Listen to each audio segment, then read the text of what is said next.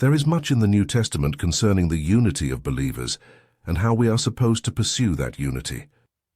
I appeal to you, brothers and sisters, in the name of our Lord Jesus Christ, that all of you agree with one another in what you say, and that there be no divisions among you, but that you be perfectly united in mind and thought. My brothers and sisters, some from Chloe's household have informed me that there are quarrels among you. What I mean is this.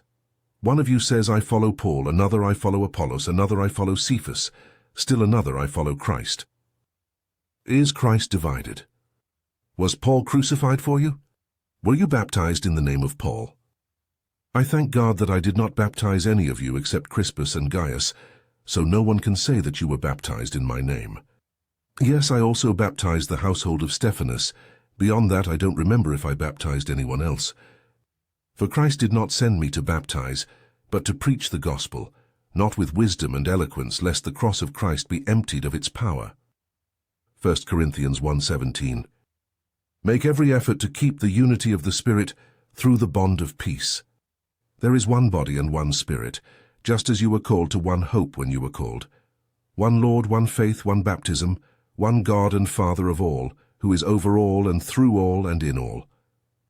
But to each one of us grace has been given, as Christ apportioned it. This is why it says, when he ascended on high, he took many captives and gave gifts to his people. What does he ascended mean except that he also descended to the lower earthly regions? He who descended is the very one who ascended higher than all the heavens, in order to fill the whole universe. So Christ himself gave the apostles, the prophets, the evangelists, the pastors and teachers to equip his people for works of service, so that the body of Christ may be built up until we all reach unity in the faith and in the knowledge of the Son of God, and become mature, attaining to the whole measure of the fullness of Christ. Ephesians chapter 4, verse 3 through 13. In all such passages, faith in the truth is what unifies, what unites, what draws together, instead of rending apart. That is the key. We are to do our best to be at peace with and cooperate with those who are truly serving Jesus Christ, but we are never told to compromise the truth or our faith. That would be defeating the entire purpose of unity in the first place. In one of our Lord's final prayers, we find included several petitions for us to be one, and for our unity, for example, John chapter 17, verse 11. But a primary means of this unity is said by our Lord to be sanctification by the truth, John chapter 17, verse 17. That is our acceptance through faith of the Word of God, John chapter 17, verse 6. This is the only way to be truly knowing God, John chapter 17, verse 20 through 25, that is by believing him and his truth. So without the genuine truth of the Word of God, its knowledge, acceptance, and belief through faith, such unity is impossible.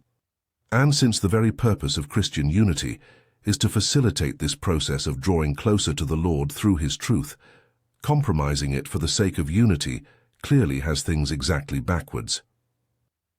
Therefore it seems clear enough that we are to make the truth the instrument of division and inclusion.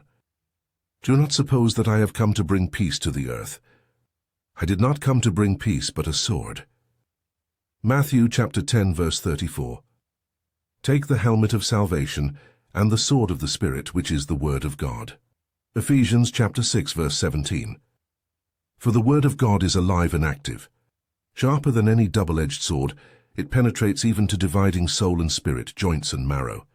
It judges the thoughts and attitudes of the heart. Hebrews chapter 4, verse 12. The first and foremost principle of the truth by which we live is our knowing, believing, and accepting the truth about Jesus Christ. Now this is eternal life, that they know you, the only true God, and Jesus Christ whom you have sent. John chapter 17, verse 3. Therefore, at a minimum, we are not being commanded to go to great lengths to preserve unity in the case of those who are not genuinely believers, and we certainly are not by such association to add the weight of our authority to those who are in any way corrupting or perverting the message of the gospel, and thereby confusing the true way of salvation through faith in Jesus Christ.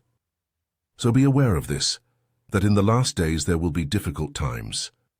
For in those times there will be men, that is, false teachers, concerned only for themselves, devoted to money, egotistic, arrogant, blasphemous, not concerned for their parents, ungrateful, irreverent, implacable, slanderers, uninhibited, savage, despising the good, betrayers, impetuous, megalomaniacal, devotees of pleasure rather than lovers of God, possessing an outward appearance of godliness, but in reality having rejected its true power. From such men turn away. 2 Timothy 3:1-5. Anyone who runs ahead and does not continue in the teaching of Christ does not have God. Whoever continues in the teaching has both the Father and the Son. If anyone comes to you and does not bring this teaching, do not take him into your house or welcome him. Anyone who welcomes him shares in his wicked work. 2 John 1:8-10. Jesus told us not to stop those who were ministering in his name, because whoever is not against us is for us. Mark 9:40 and Luke 9:50. But he also said, he who is not with me is against me. Luke 11:23. These passages may seem contradictory at first glance, but in fact are in agreement, and actually very useful in tandem in giving us some general guidance about Christian unity. The latter statement of our Lord, Luke 11:23, was made in the context of the Pharisees and others blaspheming him by claiming that he was possessed by the devil and who were there by blaspheming the Holy Spirit. Where those who claim to be Christians are in fact either lost or wedded to a system of theology or practice which is leading others away from Christ, clearly we are to take no part lest we share in their wicked work.